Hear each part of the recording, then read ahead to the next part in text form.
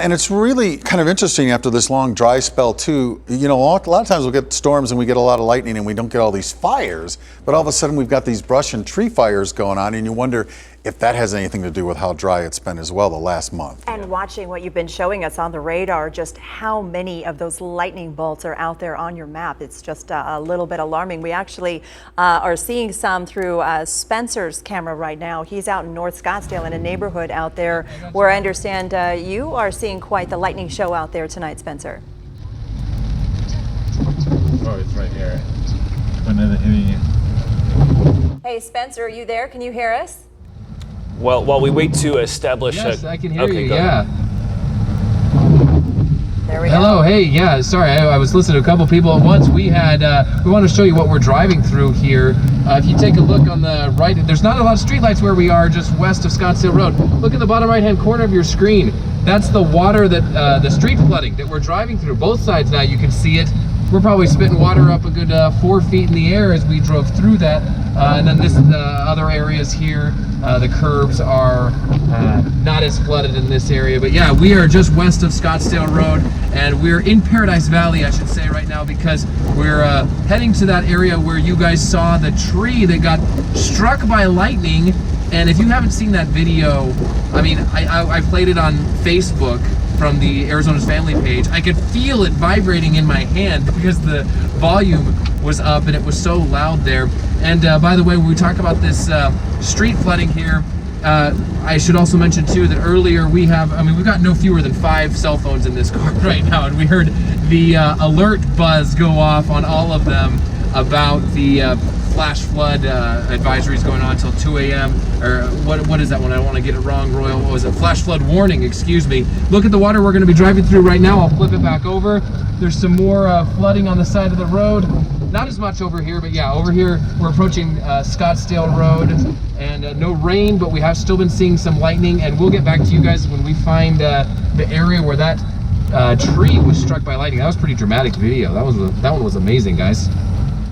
It was, and we'd like to be able to show it again. I think we're going to re-rack that video and bring it to you when it is available. In the meantime, we do want to talk about this lightning and the fires it's causing in the Phoenix area tonight, affecting several homes, we understand. Yeah, Captain Danny Guile, I think, is on the phone with us from the Phoenix Fire Department. Captain, can you hear us? And if you can, what can you tell us about the fires possibly sparked by lightning this evening in the city? Yeah, we have actually had quite the spike in our call volume, which is normal. We come to expect that during the monsoon season. One thing that's usually abnormal is the amount of lightning strikes we're getting tonight. Within the past hour or so, we've dispatched actually upwards of 6 house fires due to lightning strikes. Fortunately, they were not actual structural fires. They were just homeowners that were concerned and people that saw lightning striking near homes. So fortunately, no one's been injured that we've accounted for yet, but it has created a large number of those strikes that we've been going on throughout the last hour.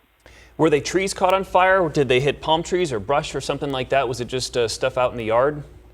Yeah, so these lightning strikes are going to strike anything that's tall, large in the air, and especially if there's moisture around it. With the rain, you're looking at lightning poles, weather mains, power lines, palm trees, things like that. So that's normally what we're seeing more of right now. Like I said, the last 4, 5, 6 calls that we've been dispatched out on for house fires, you've seen palm trees and brush in backyards and things like that that are causing the fires.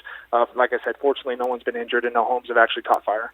Well, I imagine that when those fires spark up, Captain, that the rain that's coming down is on your side.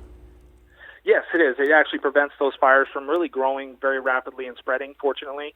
But one thing we always recommend for everybody that's, dealing with these lightning strikes and monsoons, if you smell something or you smell an odor, or you think lightning struck your house, don't wait. Call us out. Have us come check on it.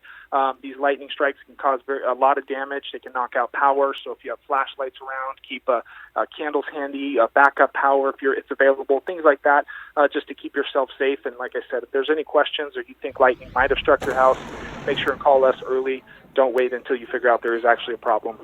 What if you're out and about and you're on the road or you're in a parking lot, you're in your car? What are some of the things that folks need to know as we're watching some video right there? This says we're watching video, Captain, in Paradise Valley of a lightning strike hitting a tree, and we saw it kind of go up in flames for a brief second. But what do people need to know if they're out and about? If you're out and about, if you can get inside, indoors, obviously that's the best option. If you're unable to do that, as you heard from your reporters that are out driving right now in the rain, these fast downpours can cause street flooding. They can cause flash floods, which are always dangerous.